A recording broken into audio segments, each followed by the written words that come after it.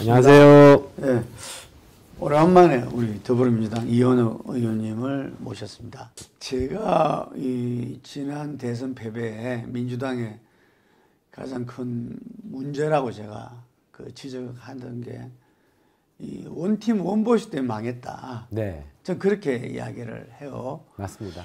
김종민 의원이 반성문을 서로 이야기하는 처음에 자기는 청와대가 잘할 줄 알았다. 그래서 그냥 지켜봤다. 이런 식으로 이야기를 했어요. 그러나 그때 이해가 안 되는 게, 왜냐하면 김종민 의원은 그 수석 최고위원을 했잖아요.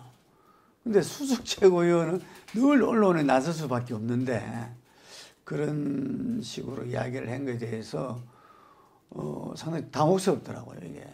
그래서 제가 첫 질문이, 우리가 정권 재창출보다 정권 교체 10 내지 15%가 늘 앞섰어요. 지난 그 대선 기간에. 네. 그런데 막상 결과는 이제 0.74%로 나왔잖아요. 그렇기 때문에 사람들이 조금 혼동스러운 거예요, 이게. 그래서 대선 평가가 예를 들면은 정확하게 그 문재인 정부에 대한 일단, 그 다음에 후보와 캠프 이렇게 되어야 되는데 0.74%밖에 안 되다 보니까 조금 다들 헷갈려 하는 것 같아.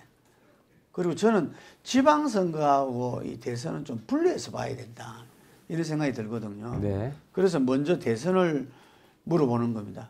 예, 우리 의원님이 볼 때는 민주당의 대선 패배 원인, 중요한 것부터 시작해서 좀 말씀 부탁드립니다. 김대중 정부 때 예. 뭐 정권 교체 여론이 뭐 문재인 정권하고는 비교도 할 수 없이 높았죠. 예.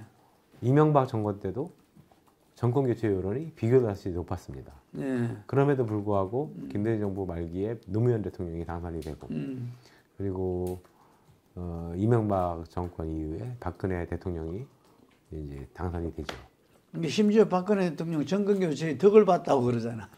대통령 선거는 물론 기존 선거에 대한, 기존 정권에 대한 평가 선거라고 하는 의미가 있지만, 미래 지도자를 누구를 뽑을 것인가 라고 하는 거에 대한 희망의 성격을 같이 갖고 있습니다.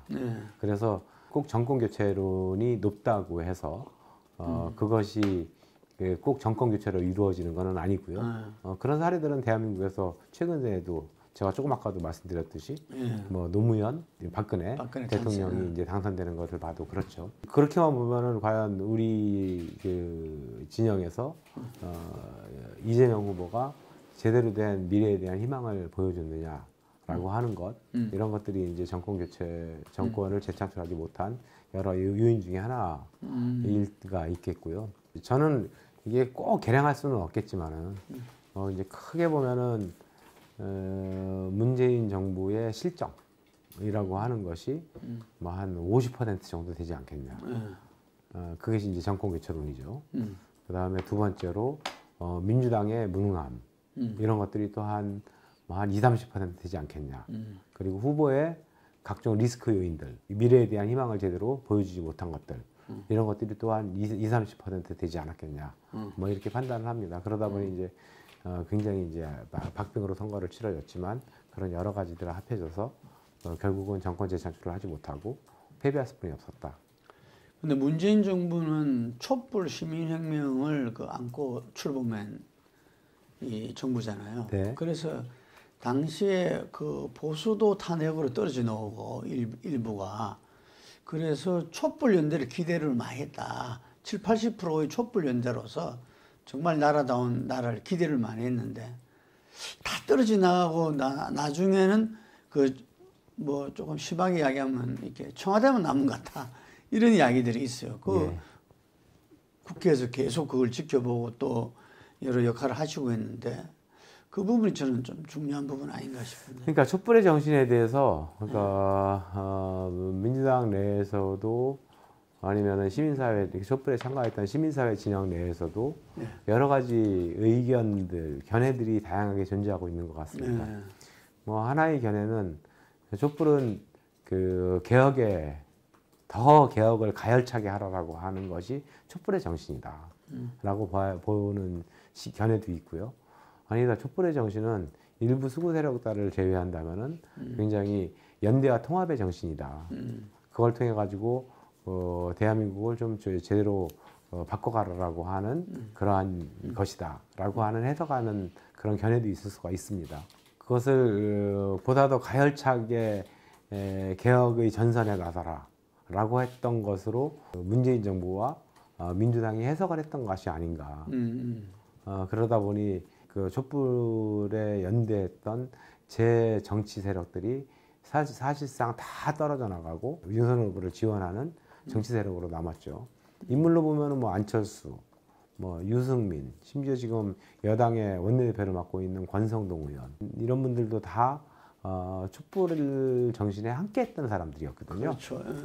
촛불의 정신이라고 하는 것이 결국 박근혜 대통령의 탄핵으로 귀결되었다라고 한다면 박근혜 대통령 탄핵을 만들게 됐던 제 정파들이 존재했던 거고 권성동 의원은 당시 법사위원장으로서 그 안건을 상정하는데 아주 결정적인 역할을 그렇죠. 해줬던 사람이죠. 그러니까 그분들이 연대와 통합의 정신이다라고 하는 걸로 해석을 했다면 그 제 정파들을 다 끌어안고 어떻게 하면은 그 대한민국 사회를 태극기 부대를 중심으로 한 수구 세력들을 좀 힘을 약화시키고 그 합리적 보수 세력까지 끌어안는 이 정신으로 가버릴 것인가, 정치 세력을 재편할 것인가라고 하는 걸 고민했어야 하는데 그런 부분에서 문재인 정부나 민주당이나 좀 게을리하고 등한시했던 거 아닌가라고 생각이 듭니다. 그 어떤 개혁도 국민 통합이 전제되지 않았을 때는 진영 대결로 갈 수밖에 없는데 네. 그걸 극복할 수 있는 찬스였는데 그때 의원님도 뭐 국회에서 상임위원장을 하시고 중요한 역할을 하셨는데 민주당에서는 금방 말씀하신 그런 방향으로 좀 이렇게 가야 된다는 그런 움직임이랄까 세력들이 없었습니까? 뭐 그런 거에 대한 논의들이 조금씩 있었는데요. 그 원보이스 뭐 이런 거 집권 여당이 이제 원보이스를 좀 만들어 가지고 하나된 모습으로 가야 되는 거 아니냐라고 하는 이런 생각. 그다음에 두 번째로는 약간 문재인 정부가 하고자 하는 그러한 일들에 대한 비판적 견해 뭐 이런 걸 가지면은 아주 무차별적으로 공격이 시작됐던 팬덤 정치 뭐 이런 것들이 의원들의 말을 좀 막지 않았나 싶었고요.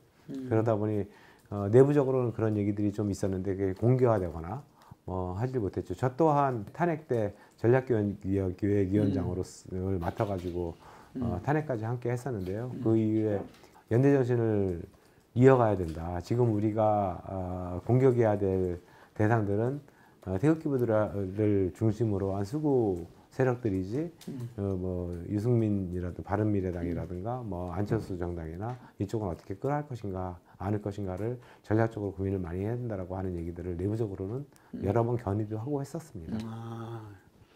네, 그때 제 기억으로는 이해찬 전 대표가 2020년 이제 이 총선 압승 이후에 그 열린 우리당을 잊지 마라. 아마 그날 그 다음 날인가 바로 이야기를 하신 것 같아. 이제 그게 이제 신호가 사인이 돼가지고 다들 이렇게 이 언론이라든지 또 공개적인 발언은 하면 역적이 되는 좀 그런 분위기였던 것 같아요. 뭐 꼭 이해찬 대표뿐만이 아니고 스스로들이 열린우리당에 대한 그 실패에 대한 트라우마들을 좀 사실 갖고 있는 건 사실이죠.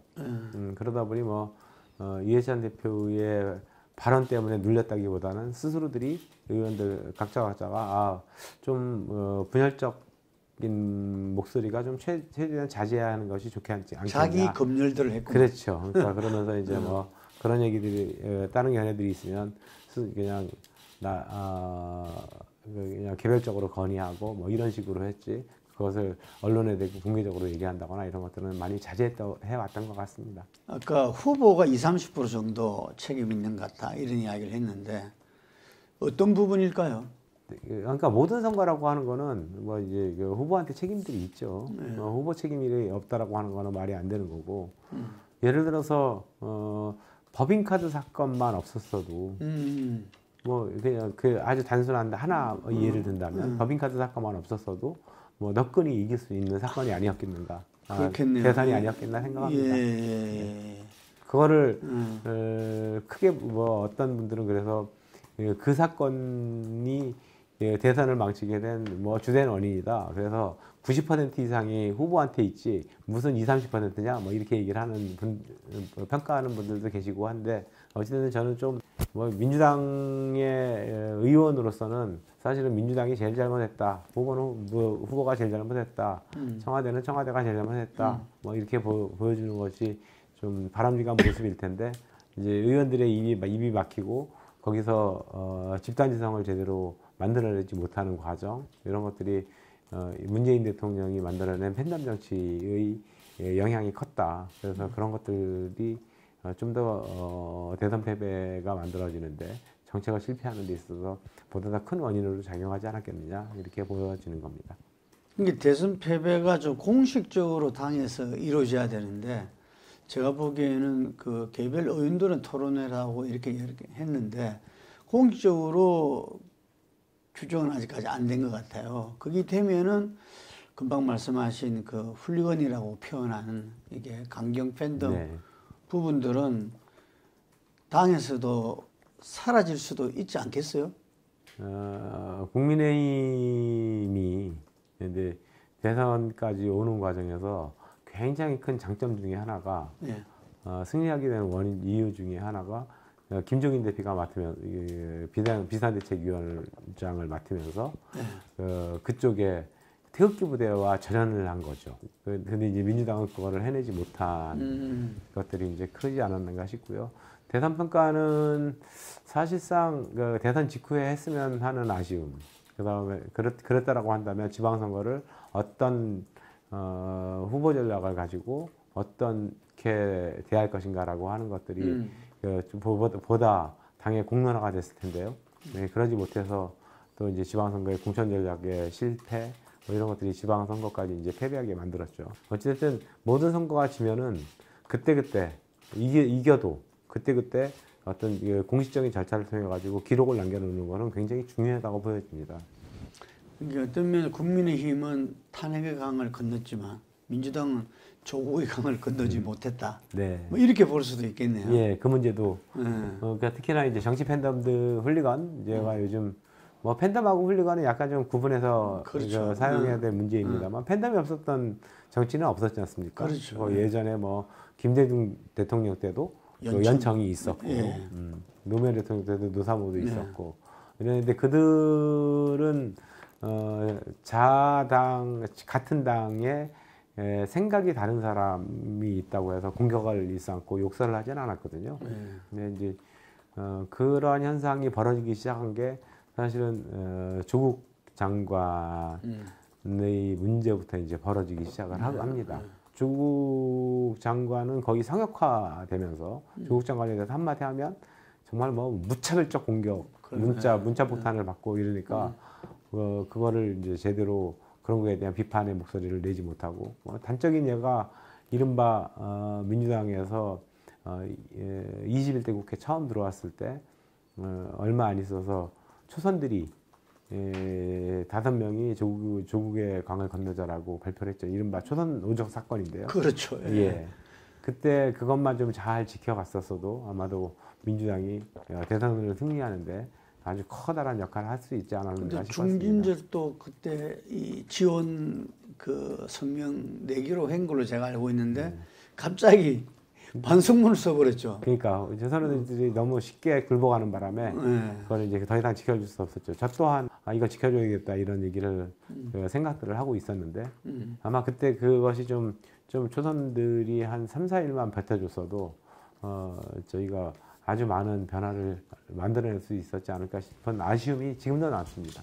그 지난 대선은 또 한편으로 말하자면 역대급 비호감 대선이었다. 후보들이 다 여러 가지 의혹에 이렇게 쌓여 있었고, 그래서 누가 덜 비호감인가를 선택하는 이런 선거였다. 이런 이야기들이 이제 그 일반적으로 많은데, 그럴 때 그 민주당 경선을 다시 보지 않을 수 없는데, 우리 이영혁 의원님은 정세균 전 총리님을 이렇게 지지하고, 지원하는 활동을 하셨지만 민주당에도 그런 흠없는 후보들은 많았지 않습니까? 네. 그런데 그분들은 이렇게 팬덤을 형성하지 네. 못했어요. 특히 정세균 총리 같은 경우는 누가 보더라도 대통령 자질로서는 뭐 부족함이 없고 또 우리 미래를 맡길 만한 분이다 이랬는데 팬덤 형성이 안 됐어요. 그렇죠. 아마 제일 답답했을 것 네. 같은데 이렇게 강경 팬덤 훌륭한을 비판하지만 요즘 정치를 하는데 팬덤 형성이라는 게 중요하거든요. 중요합니다. 네. 그때 좀 어떤 자책을 하셨습니까? 참모로서. 그러니까 팬덤 형성을 못했다 뭐 이런 것을 그러니까 지금의 정치적 흐름 2020년대의 정치적 흐름이 어떻게 가느냐에 따라 가지고 그런 부분들이 많이 달라지는 것 같은데요. 미국 대통령 선거를 봐도 트럼프와 같은 사람들이 되지 않습니까? 근데 이제 바이든이 그 이후에 야 이거 너무했던 거 아니야라고 하는 국민적 자성이 있었고 바이든 같은 합리적인 사람이 되고 뭐 이런 이제 과정들이 이렇게 펼쳐지는데요. 대한민국이 지금 1945년 해방 이후에 예. 그 찬탁 반탁 논쟁이 있었을 때 예. 그때 대한민국이 가장 이념적 분화가 심했고 이념 대립 갈등과 대립이 심했다고 합니다. 예. 근데 요 최근에 지금 그때보다 더 이념적 갈등과 대립이 심하다는 겁니다. 그러다 보니 이제 그 대한민국의 중도층이라고 하는 거는 굉장히 약해져 있고 그 대부분이 그 보수와 진보로 나눠져 있고 거기서 보수와 진보가 선호하는 사람들은 내 편을 위해서 싸워줄 사람을 선호하게 된다는 거죠. 그러다 보니 저쪽 뭐 민주당에서도 그 국민통합이나 합리적인 의사표시를 했던 사람들은 비호감도는 굉장히 낮음에도 불구하고 내 편을 위해서 싸워줄 것 같지 않아. 정세균은 뭐 그 이낙연 대표에 대해서도 당 대표가 되고 나가지고 하는 걸 보니까 무슨 국민통합이야. 뭐 박근혜 대통령을 사면해? 저 사람 내 편을 위해서 싸울 줄 알았더니 그 자기 정치를 하고 앉아 있네. 이러면서 이제 멀어져 가게 되고. 뭐 저쪽 그 보수 그 국민의힘 측을 봐도 뭐 좀 합리적인 생각을 갖고 있다라고 하는 유승민이라든가 원희룡 뭐 이런 후보들은 이제 눈에 안 차고 나를 위해서 싸워줄 사람이 우리 진영을 위해 싸워줄 사람은 누구야? 그래 문재인 대통령과 아주 맞서 싸웠던 그 윤석열 아니야? 윤석열을 지지해야지 이렇게 됐다라고 하는 겁니다. 그래서 이념적 대립이 워낙 심한 상황이어서 내 편을 위해서 싸워줄 대리인을 뽑다 보니 호감도 비호감도의 문제보다는 훨씬 더 크게 나를 위해서 싸움의 대리인을 선택하는 선거였다. 뭐 그러다 보니 이제 비호감도가 높은 사람이라고 하더라도 그거는 보이지 않고 양 진영이 후보를 선택하게 된 거죠. 대한민국 정치, 대한민국 미래가 이 진영 정치 끝장내지 않으면 안 되잖아요. 그럼요. 어떻게 해야 된다 보십니까? 큰 틀에서 보면 이게 정치권의 진영 대립으로 외화되고 있지만 이것은 대한민국에서 진영의 갈등의 단초는 첫 번째 노동과 자본의 대립이거든요. 노동과 자본이 사실은 어떻게 사회적 타협을 할 것인가라고 하는 것이 굉장히 중요한 문제입니다. 그러니까 노동 지금 뭐 강성노조 하는데 그리고 노동의 그 유연성은 사라지고 노동 시장은 점점 더 강고해지고 뭐 이런 것들이 기업화하기는 더 어렵고 사람 고용은 더 힘들게 만들고 악순환이 이제 계속되고 있는데요. 사실 우리가 지향하고 싶은 나라는 기업하기 좋은 나라, 노동이 행복한 나라 아니겠습니까? 이 모델을 어떻게 만들어갈 것인가라고 하는 것이 대한민국이 지금 해야 될 가장 중요한 문제라고 보여지고 그것이 해결돼야 사실은 국민통합도 만들어지고 이념에 대한 대립구도도 많이 약화될 수 있다. 실제로 그게 가능하겠어? 뭐라고 하는 이런 의문들을 제기하시는 분들이 많이 있는데 지구상에 그렇게 그런 모델을 갖고 국가 시스템을 운영하고 있는 나라들은 많지 않습니까? 북유럽 국가들, 뭐 독일이라든가 뭐 이런 나라들이 아니 네덜란드 뭐 이런 나라들이 사회적 대타협을 통해서 기업하기 좋은 나라, 노동이 행복한 나라를 지향하고 있습니다. 그리고 실천하고 있고요. 한국 사회에서 지금 필요한 것이 그러한 것들을 통해서 이념적 갈등을 해소하고 국민통합의 정치를 만들어갈 수 있으리라고 보여집니다. 금방 말씀하신 유럽의 복지 국가들이 다 자기들도 격심한 그런 그렇죠. 대립과 그 갈등과 이걸 보였는데 사회적 대타협을 이루고 나서 금방 말씀하신 대로 기업은 기업대로 노동은 노동대로 서로 이렇게 균형과 행복을 추구하는 그런 사회가 된 것 같아요. 네.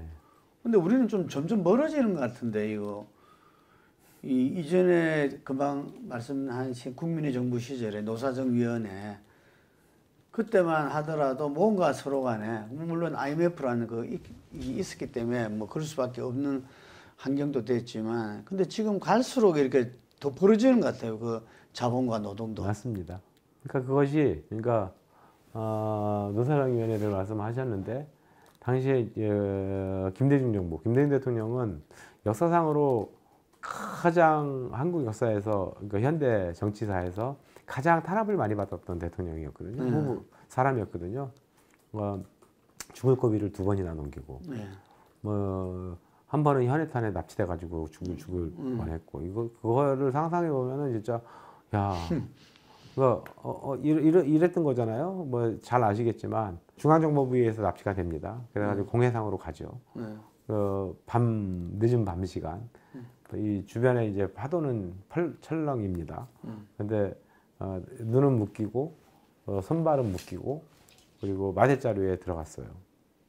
그리고 거기에 돌멩이를 발밑에다가 몇 개를 실어 놓습니다. 왜냐하면 떠오르지 않게 하느라고. 그 순간을 한번 내가 당했다고 생각을 해보면 이제 금방 죽는구나.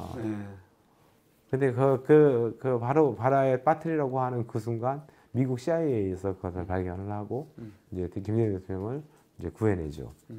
그리고 이제 망명을 시키는데 그런 사람임에도 불구하고 대통령 당선 이후에 단 한 명의 정치 보복이 없었습니다. 용서와 화해의 정치를 했죠.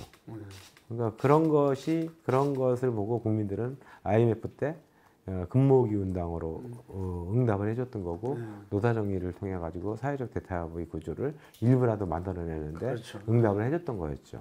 그런데 그 이후에 뭐 이제 특히나 이명박 대통령 때 노무현 대통령에 대한 무리한 수사, 그리고 뭐 이런 것들, 그 다음에 그 박근혜 정권으로 이어지고 문재인 대통령이 들어서면서 또 이른바 적폐청산 뭐 이런 것들이 물론 박근혜 대통령을 최초에 기소했던 정권은 문재인 정권 때가 아니었습니다.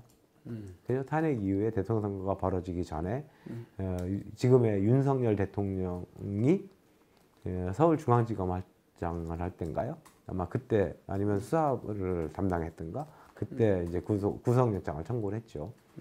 그렇지만 하여튼 그 국민들 머릿속에는 그냥 문재인 대통령 시절에 마지막 최종적으로 이제 판결을 받게 되니까 뭐 MB 대통령이나 박근혜 대통령에 대한 적폐청산 뭐 이런 것들이 이제 이념 갈등을 훨씬 더 강화시키지 않았는가.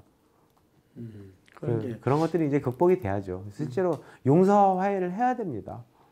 지도자 중요하네요. 지금 이야기 들어보니까. 예. 그 이후에 그러면은 그런 국민 통합을 해낼 만한 지도자가 없었다는 이야기네. DJ 이후에 가만 들어보니까.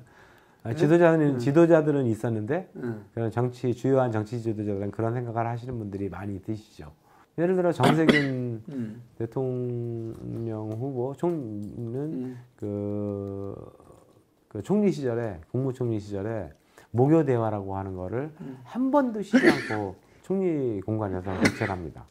그래가지고 목요일 저녁에는 말하자면 각종 갈등의 구조에 있는 노동과 뭐 자본, 소상공인, 뭐 자영업자, 뭐 이런 분들을 다 모으셔가지고 거기서 우리 한국 사회가 갈등을 해소하고 사회적 통합을 하기 위해서 무엇을 해결해야 되느냐라고 하는 대화들을 굉장히 많이 진행을 했었죠. 이게 그러니까 사회적 대타협 뭐 사회적 대화는 실제로 대통령의 의제로 가져가야지만 가능합니다. 그 트럼프 이후에 바이든이 나왔듯이 윤석열 대통령 이후에 또 우리 정세균 총리 같은 그런 분을 또 요구하는 국민적인 움직임 흐름도 있을 수도 있겠네요. 가능하죠. 네, 충분히요.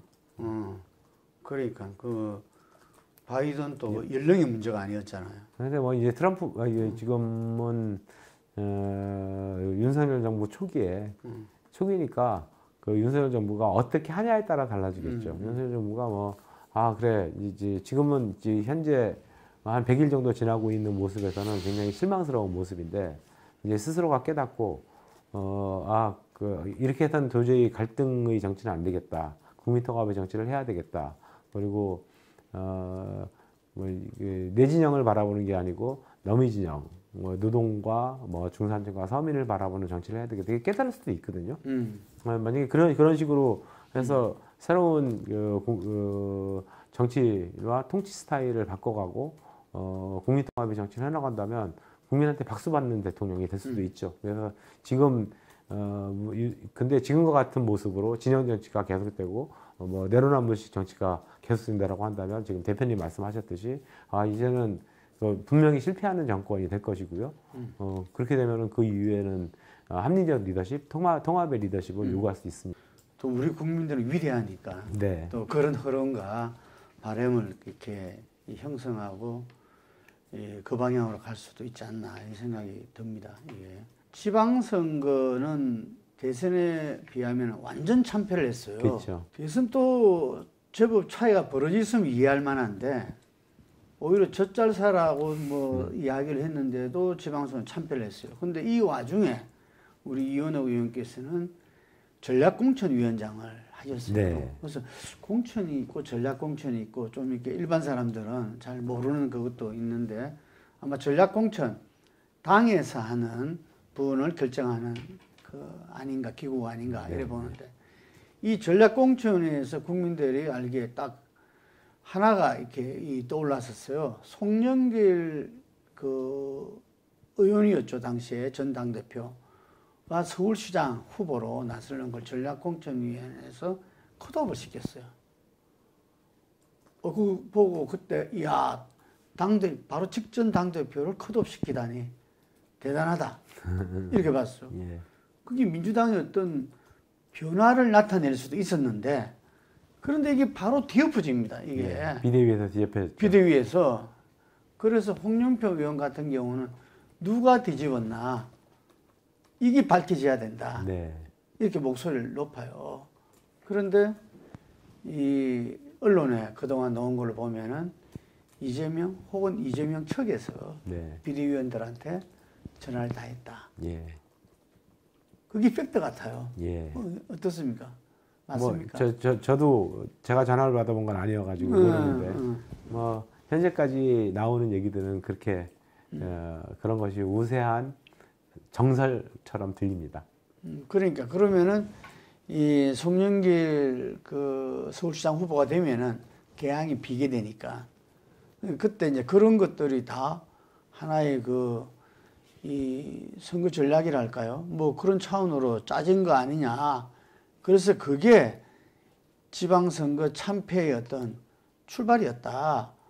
라고 분석하는 게 각종 토론회에서도 이야기가 많이 나왔어요. 이게 지내고 보니까 그때는 상당히 좀 열을 올려서 언론에도 이야기하고 했던 것 같은데 어떻습니까? 그 순간을 막을 수가 있었나요? 그게 민주당의 뭐 대선 때 보였던 모습이 그냥 연장선상에서 그것도 또 비대위에서 엎어질 수밖에 없었던 건지 한번 생각해 보셨나요? 전략공천위원장이라고 하는 것과 이제 전략공천위원회와 공천관리위원회 당연히 이제 공천과 관련된 크게 두 가지가 있는데 전략공천위원회는 딱 이게 임무가 정해져 있습니다. 대부분의 것들은 공천관리위원회에서 뭐 후보 등록 접수받고 등록하고 뭐 이렇게 심의하고 심사하고 뭐 이렇게 발표하고 이렇게 하는데 전략공천위원회는 그 기초단체장, 광역단체장이나 기초단체장이나 뭐 지금 20% 선거구의 20%인가까지 분이 할 수가 없고요. 광역단체장은 17개 중에서 세 개까지가 할 수가 있는 거고. 근데 그 먼저 전략적을 만들고 거기에 누구를 공천할 것인가. 우리 당이 전략적인 고려에 의해서 몇 군데를 그 정도 일정 비율 이하를 전략 공천위원회에서 관할할 수 있는 겁니다. 그래서 제가 맡은 것도 이제 그거였고요. 그래서 뭐 모두 대부분의 공천은 공천관리위원회에서 이루어지고, 그래 이번 대선과 관련된 그 전략적 고려할 지역이 어디 있는가. 뭐 그래서 첫 번째로는 사실은 그 서울 지역을 꼽았던 거고, 두 번째로 꼽고 싶었던 곳이 충북이었습니다. 충북은 사전에 공천관리위원회에서 공천이 이루어지는 바람에 제가 이제 저희까지 거기를 전략적으로 만들지 못했었는데, 어찌됐든 대선 패배의 책임, 대선 패배의 핵심적인 이유 중에 하나가 부동산 문제였기 그렇죠. 때문에 그런 부동산의 책임을 잇는 후보자들은 이번 선거 때는 나가지 않는 게 좋겠다라고 싶었고, 최고의 당사자는 사실 송영길 직전 당대표였습니다. 그래서 송영길 당대표가 자기 지역도 아닌, 인천에서도 아닌 서울로 이전을 해가지고 출마한다라고 하는 거는 아마도 전혀 민심을 고려하지 않는 판단이었다라고 보여졌고요. 그것은 저만이 아니고 대부분 서울의 지역구를 대부분의 국회의원들이 모여서 송영길 절대 안 된다라고 하는 의견들이 모아지기도 했고, 뭐 하여튼 그랬었습니다. 그래서 이제 송영길 후보를 일단 배제를 결정을 했었는데, 그것이 뭐 어떤 이유에서인지 모르지만 제가 뭐 다 알 수는 없지만 비대위에서 이제 뒤집어지게 되고, 그러면서 사실상 대부분의 일들은 비대위가 다 공천을 해버리죠. 이재명 후보는 전략공천위원회에서 논의조차도 안 했습니다. 지금 이번 지방선거라고 하는 게 이런 거였거든요. 그러니까 윤석열 대통령 취임 20일 만에 치러지는 선거. 그래서 여당에 대한 안정론 이런 것들이 대통령을 좀 힘을 실어줘야 되는 게 아니냐라고 하는 게 우세할 수뿐이 없는 국면이었습니다. 그러면 그것을 우리 민주당 입장에서는 중앙 정치 쟁점화 시키는 것을 가급적 피해야 되는 선거였죠. 다행히도 전국의 아주 많은 단체장들이 민주당 소속이었고요. 그 민주당 소속의 단체장들이 아주 호평을 받는 사람들이 많이 있었습니다. 뭐 대전이라든가 대전의 하태정, 뭐 그다음에 충남의 양승조 지사, 뭐 이런 분들은 굉장히 뭐 일 참 잘하는 사람이다라고 하는 지역 내에서 호평을 받고 있었는데, 중앙에 그 정치 싸움화 시키지 않고 뭐 지역 일꾼, 이번에 뭐 지역 일꾼을 뽑아야 되는 거 아니냐. 지금의 뭐 국회의원 선거를 뽑는 것도 아니고 대통령 선거도 아닌데 실제로 지방 자치를 잘 일해서 하면 뽑아야 되는 거 아니냐라고 하는 것이 민주당이 가져가야 될 선거 전략의 최대의 바람직한 모습이었죠. 그런데 송영길 후보, 이재명 후보가 그 공천을 받고 출전을 하게 되면서 이것이 그러한 지역 일꾼론보다는 중앙선거화로 확 부딪히면서 윤석열 대통령을 힘을 실어줘야 되는 거 아니냐라고 하는 것이 훨씬 더 강하게 드러날 수뿐이 없는 선거 국면이 조성이 됐고요. 민주당이 패배하게 된 이유 중에 하나가 된 것 같습니다. 그런 가운데 경기도지사는 김동연 전 부총리가 당선이 됐어요. 그래서 이게 민주당에 남겨준 국민들의 어떤 씨앗. 어떻게 경기도 의원이시잖아요. 네. 어땠어요? 저는요, 이번 대통령 선거와 이번 경기도지사 선거는 완전히 이제 반대로 보여지는데요. 대통령 선거 때 일단 지형으로 보면은 우리 진보 진영의 그 정의당이 있었습니다. 심상정 후보. 그죠? 진보 진영이 분열된 선거. 경기도지사 선거는 강용석 후보가 있었습니다. 네. 그래가지고 보수 진영이 분열된 선거. 그리고 후보 리스크가 아까 법인카드 말씀드렸습니다만 우리 이재명 후보한테 후보 리스크가 크게 있었고, 이번 경기도지사에서는 김은혜 후보의 막판 뭐 재산 은닉이라든가 뭐 재산세 뭐 문제 등등 해가지고 후보 리스크가 이제 계속해서 터졌죠. 심지어 투표장에 이런 문제가 있다라고 이제 재산신고 누락했다라고 하는 이런 것들이 붙기까지 했으니까요. 그렇게 이제 완전히 바뀐 선거인데요. 그럼에도 불구하고 윤석열 대통령은 0.73%뿐이 이기지 못했고요. 우리 그렇게 그럼에도 불구하고 김동연 후보는 0.15뿐이 이기지 못했습니다. 이거는 내가 잘 싸웠어. 그래서 이겼어. 이렇게 판단하면은 그 선거를 잘못 바라보고 있는 거라고 저는 느껴집니다. 그러니까 윤석열 후보가 잘 싸워서 대통령이 된 게 아니고 우리가 못해서 된 겁니다. 그러니까 경기도지사도 김동연 후보가 잘 싸워서 된 게 아니고 저쪽이 워낙 여러 가지 리스크부터 분열돼 있고, 만약에 강용석 후보가 단일화했으면 우리 졌죠. 분열돼 있고 이런 선거에서 싸워서 저쪽이 못해서 우리가 간신히 이길 수뿐이 없었던 것. 이것이 이 두 선거의 특징이었다라고 보여지고요. 내가 잘 싸워서 그나마 내가 이겼어라고 하는 것과 아니야, 내가 이긴 게 아니고 저쪽이 못해가지고 질 수뿐이 없었던 거야라고 하는 것. 어차피 결과는 똑같았지만 상황인식을 어떻게 하냐에 따라서 전국을 어떻게 운영하고 경기도를 어떻게 운영할 것인가라고 하는 것이 많이 달라지거든요. 저는 그런 의미로 해석하는 것이 좋겠다라고 생각을 하고요. 다행히도 김동연 후보는 그런 생각을 하시는 것 같아요. 그러니까 경기도 의회가 78석으로 동수로 돼서 이걸 어떻게 의회를 구성할 것인가 이런 문제들도 남아있긴 하겠지만, 경기도로 보면은 야당이 국민의힘에 가서 뭐 협치를 하자, 인수위원도 추천해달라라고 하는 모습들이 결국 내가 잘나서 이겼다라고 하는 게 아니고 저쪽이 못해줘서 이길 수뿐이 없었다라고 하는 인식이 있기 때문에 그런 행보가 가능했던 거 아닌가. 윤석열 대통령도 좀 그랬으면 좋겠어요.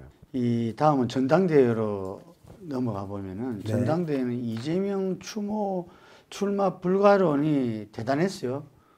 그렇지만 결국은 출마 선언을 했단 말이죠. 그리고 그 출마 선언에서 저한테 이렇게 남아 있는 거는 이 선거 패배 책임을 지기 위해서 출마했다. 이 상당히 좀 이렇게 우리들이 그동안 못 보던 이렇게 문법을 이렇게 사용하시는데, 이 당원들의 기본적인 정서는 어떻습니까? 우리 이재명 당대표 필요하다고 보는 건지. 당원들한테는 현재까지는 이재명 당대표 출마에 대한 지지도가 굉장히 높은 것 같습니다. 뭐 대통령 선거, 뭐 그다음에 개항 선거 뭐 이러면서 계속해서 인지도를 높여왔고요. 뭐 그런 아쉬움 뭐 이런 것들이 있을 테니까 당연히 높을 수뿐이 없는 상황인데, 국민 전체로 보면은 반대 의견이 훨씬 더 높은데 당원들이나 지지자들한테는 출마하는 것이 좋겠다라고 하는 의견이 높은 건 사실인 것 같습니다. 다 의대명이라 그래요. 어차피 대표는 이재명이 된다, 이런 이야기인데, 뭔가 좀 변화의 가능성도 있을 수 있다. 여타 후보와 이 1대1로 컷오프한 이후에 된다면은 변화의 가능성도 있을 수 있다 이러는데, 하여튼 이번 전대는 다음 총선을 앞두고 민주당의 미래를 결정하는 아주 중요한 전당대회가 될 건데, 우리 의원님 보실 때는 이번 전당대회 성격과 전당대회를 통해서 민주당이 해야 될 과제, 핵심 과제, 이건 뭐라고 보십니까? 민주당의 지금 가장 아쉬움은 지난 지방선거 때 광주에서 37%의 투표율, 뭐 이런 것들을 어떻게 해석할 것인가라고 하는 것들이 민주당이 바라봐야 될 아주 주안점이 아닌가 싶고요. 민주당이 가장 텃밭이고 가장 정치의식이 높다라고 하는 곳이거든요. 광주라고 하는 지역이. 그러니까 그거는 37%의 투표율을 보여준 건, 아이고, 뭐 두 가지 원인이 있겠죠. 하나는 뭐 어차피 투표 안 해도 뭐 민주당이 될 텐데, 뭐 이런 생각이 하나 있을 테고, 하나는 아이고 민주당 이거 너네들 정신 좀 차려야 돼. 그러니까 실제로 정신을 못 차리고 있는 듯한 모습들이 계속 연출되는 것. 그러니까 지난 선거 때는 송영길, 이재명 후보의 그 출마 이런 것들이 실망감을 더 가중시키지 않았나 싶고요. 민주당이 국민들한테 지금으로서는 쟤네 뭐 하자는 정당이지? 집권 이후에도 제대로 못했고 문재인 정부 5년 동안 니네들이 한 게 뭐야? 뭐 하여튼 이런 질책들이 좀 있는 것 같습니다. 그래서 민주당이 가져야 될 색깔 그리고 앞으로 하겠다라고 하는 정치 지향점 이런 것들이 좀 많이 흐트러지지 않았나 싶고요. 예를 들어서 김대중 대통령 때는 중산층과 서민의 정당이다라고 하는 게 명확하게 그런 자기가 지향해야 될 정치적 목표라고 하는 것을 갖고 있었거든요. 근데 그런 것들이 많이 이제 지금 퇴색돼 있지 않았나 싶고 그래서 그러한 깃발을 어떻게 만들 것인가라고 하는 것이 하나가 필요하고 그 깃발을 향해서 꾸준하게 전진해 나갔을 때 신뢰가 생기지 않을까 싶은데요. 지금은 그 신뢰조차도 민주당에 대해서 많이 떨어져 있는 상황이라고 보여집니다. 근데 이재명 지금 후보, 당대표 후보가 자기는 이기는 선거를 해야 된다고 본다. 이기는 선거 하려면은 확장성이 있어야 되잖아요, 이게. 그러면은 금방 말씀하신 중산층과 서민의 정당의 민주당 정체성을 흐트러져 있으면 바로 잡는 게 필요한데, 논리적으로는 그 방향이 있는데, 그리고 우리가 볼 때도 이재명은 저도 한 10년간 인터뷰를 했었는데 상당히 실용적인 사람이잖아요. 어떤 사상이나 이념보다는. 그런데 실제 이게 언밸런스가 이루어져요. 자꾸 자기가 이야기하는 거하고 네. 실제 하는 거하고 이건 왜 그럴까요? 왜? 그거는 이재명 후보한테 물어보셔야, 의원한테 물어보셔야지 제가 어떻게 하겠습니까? 하여튼 그런 부분은 좀 아쉬운 부분입니다. 그러니까 한켠에서는 저도 굉장히 실용적인 사람이라고 생각을 하는데요. 그러니까 근데 이제 행동하는 모습 이런 데서는 그 실용성은 사라지고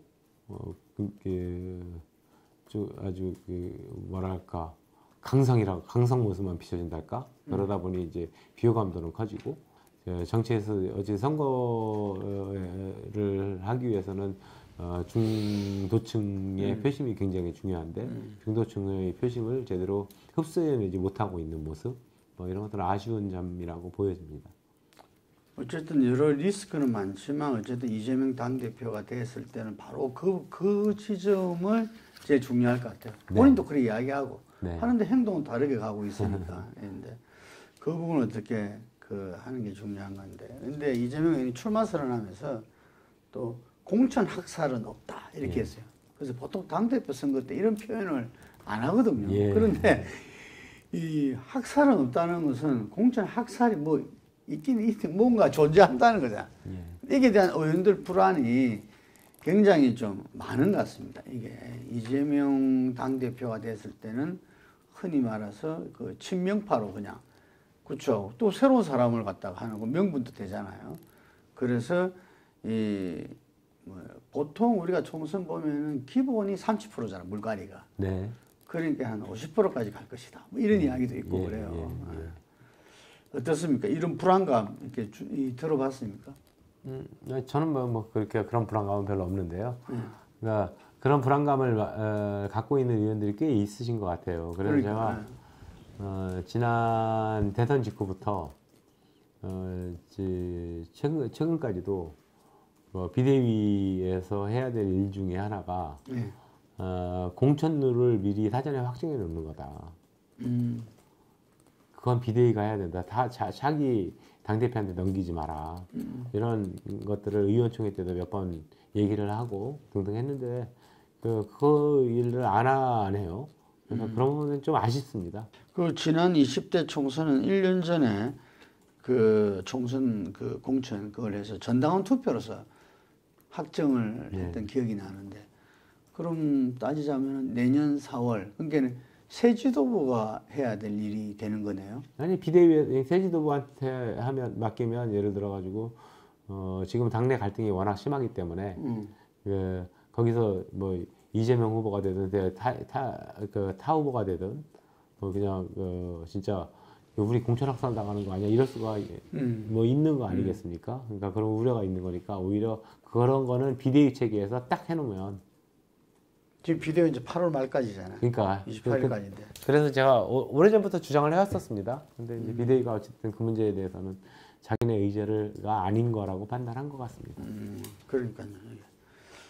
박지원 전 비대위원장 여러 가지로 뭐 지금 박지현 네. 현 예. 쇄신 5대 쇄신 원칙이라든지 뭐 여러 가지 봐서는 당의 어떤 변화를 갖다가 좀 상징할 수도 있는데 많은 사람들이 당에서는 안 그런데 바깥에서 볼 때는 박지원 주장이 일리가 있다 보거든요. 왜냐하면 6개월 안 되기 때문에 자격이 없다. 비선거권이 없다고 하지만 그러면은 비대위원장 어떻게 선임했느냐. 비대위원장도 주도 그 당 대표인데 그럼 그때도 똑같이 적용돼서 되는 거 아니냐 이런 식이고 또 정치인데 지금 민주당 변화를 나타내주는 친구를 이 뭐 어떤 면에서 흥행을 위해서라도 붙여주는 게 좋지 않냐 이런 이야기도 있습니다. 그런데 그리고 또 보니까 출마 기자회견을 소통관에서 못하고 정문 앞에서 1인 시위하듯이 했어요. 상당히 좀 안타깝다. 예, 많이 안타까웠습니다. 예, 그래서 민주당에 뭐 중진들이 없나. 예를 들면 저 문제는 좀 풀어야 되는 문제 아닌가. 국민들이 보기에 상당히 좀 거북스럽습니다. 예, 어떻게 생각하십니까? 뭐 물론이요. 저 그래서 박지원 위원장에 대해서 옹호하는 발언도 많이 했었고요. 그리고 뭐 SNS를 통해서도 많이 응원을 붙여주려고 노력을 많이 했었죠. 근데 이제 큰 틀에서 보면은 박지원 위원장의 그 5대 개혁 과제 뭐 이런 것들이 그 방향은 굉장히 올바른 지적들을 하고 있음에도 불구하고 그것은 이제 시기적으로 이때 할 얘기와 이때 하지 말아야 될 얘기 뭐 이런 것들이 있는데 그 5대 혁신 과제를 지방선거를 5일 앞두고 했던 것들은 시기적으로는 이제 굉장히 문제가 있었던 내용들이었죠. 그렇다고 해서 절대로 토사구팽해서는 안 된다. 지난 대선 과정에서 박지원 위원장을 모셔오면서 뭐 2030 여성들이 굉장히 이재명 후보에게 많은 득표 요인이 됐고요. 그런 공로 때문에 이재명 당시 의원이 박지원 위원장을 비대위원장으로 몇 번이나 전화해가지고 그 설득해서 맡게 하지 않았겠습니까? 그런 장점들이 충분히 있는 거고요. 박지원 위원장이 계속 주장을 해왔듯이 비대위를 통해서 당무위원회 정식 안건으로 올려서 이것이 비선거권 자격이 있느냐 없느냐라고 하는 거를 정식으로 논의해 줬으면 좋았을 텐데 그것을 왜 정식 안건으로 채택을 안 했는지에 대해서도 좀 의아스럽습니다. 만장일치였다고 그러더라고. 비대위. 그러니까요. 근데 하여튼 만장일치로 올려서 그 안건을 채택하는 걸 또 만장일치로 할 수 있죠. 근데 그런 것들이 아쉽고 뭐 안타깝습니다. 그러니까 박지원 위원장 개인을 우리가 버리지 말아야 된다라고 하는 거는 확실한 건데 이제 박지원 위원장이 이제 그 개인적 정치 스타일을 좀 바꿔야 되는 문제 이런 것들도 이제 같이 존재한다고 보여져요. 예를 들어서 지난 지방선거 때 본인이 대선 패배의 책임자, 부동산 문제의 책임자들은 공천해서는 안 된다라고 하는 발언을 수차에 걸쳐서 했음에도 불구하고 이 송영길 후보를 경선에 참가시키고 이재명 후보를 개항해서 단독 공천을 주는데 아주 지대한 공헌을 하지 않습니까? 그러니까 그거 이제 말바꿈이죠. 예, 그리고 뭐 그 이후에 보여줬던 약간 이렇게 조급함으로 해석될 수 있는 시끄러움, 뭐 이런 것들이 이제 조금 더 본인 스스로가 좀 지향하면서 극복해 나가야 될 문제들 아니겠는가 싶습니다. 본인도 좀 성찰의 시간이 필요하다 보겠네요. 네, 그래서 제가 만났을 때 좀 호흡을 좀 길게 가졌으면 좋겠다라고 하는 조언의 말씀을 드렸는데 이재명 사법 리스크가 이제 곧 본격화될 거다. 뭐 여기에서 떠도는 이야기들은 뭐 기소 일정을 조정하고 있다. 이런 이야기도 있어요. 그런데 이재명 의원은 검찰, 경찰 그냥 동네 무당에 굿하듯 한다. 아무것도 없으니까 원색적 비난을 했습니다. 이 사법 리스크 어떻게 예상하십니까? 거기까지는 모르겠습니다. 제가 검사 출신도 아니고요. 그래서 그야 이제 이재명 의원께서 이제 따뜻하다고 말씀을 하시잖아요. 그러니까 그런 것들이 어찌됐든 명명백백하게 밝혀져서 국민들한테 의혹이 없이 되고 그러고 다시 한번 깨끗한 정치인으로 문제없는 정치인으로 다시 우뚝 서기를 저야 개인적으로 바라죠. 이재명 의원이야 민주당이 뭐 몇몇 가지 지금 최근에 보여준 행보의 문제에서는 저는 비판적입니다만은 그래도 민주당이 가지고 있는 아주 소중한 자산인 거는 틀림없습니다. 그 민주당에는 철험회가 있습니다. 이 철험회가 아주 강경파를 갖다가 대변하고 있는데 이 검수완박법이 상당히 그 지방선거 앞두고 악재였다 이런 이야기를 하는데 그걸 떠나서 이 검찰 개혁은 늘 이야기해왔지 않습니까? 국민들이 요구였고 그런데 이 검찰 수사 그 조정이 뭘 갖다가 이 검수완박 이른바 검수완박 그 수사 조정권 뭐 조정 법안인가 이렇게 이야기를 하던데 그 의원님 보기에는 어떻게 보십니까? 검수완박법이 검찰 개혁의 어떤 방향상 맞다. 이게 아니면은 조금 거기서 약간 호흡을 고를 필요가 있다. 검찰 수사권을 완전히 박탈한 나라는 지구상에 존재하지 않죠. 그러니까요. 그래서 그러면 그걸 어떻게 합리적으로 조정해 나갈 것인가 라고 하는 문제라고 보여지고요.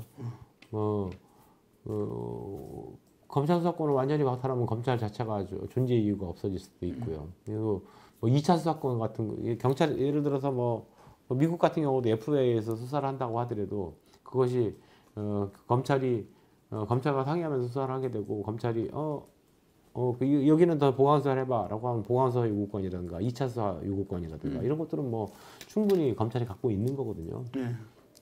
실제로 직접 수사를 하기도 하고. 그러니까 뭐 검찰 수사권을 완전히 박탈하는 나라는 있을 수가 없고.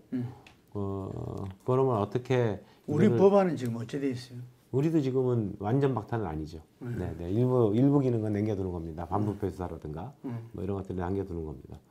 그래서 그거를 어떻게 사법 시스템 그 검찰의 근데 이제 지금 이게 검수완박이 나온 이유는 검수완박이라고 하는 이런 용어가 나온 이유는 이것 또한 이제 조국 장관에 대한 무리한 수사 뭐 100번이 넘는 압수수색을 했지 않습니까? 그러니까. 이러면서 이제 야 저희 검찰이 해도 너무하는구나.